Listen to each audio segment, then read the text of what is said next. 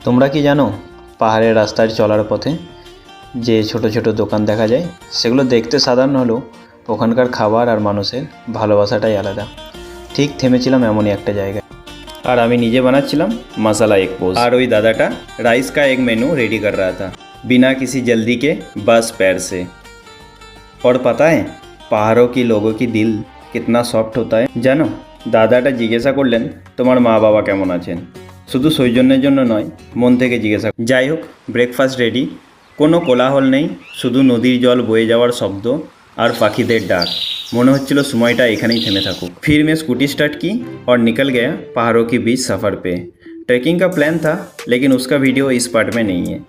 এখন শুধু এই রাস্তা, এই ঠান্ডা হাওয়া আর পাহাড়ের কোলে স্কুটি রাইড।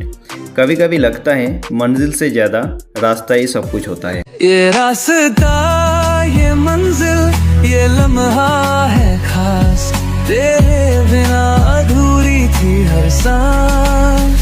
ये सफर है हमारा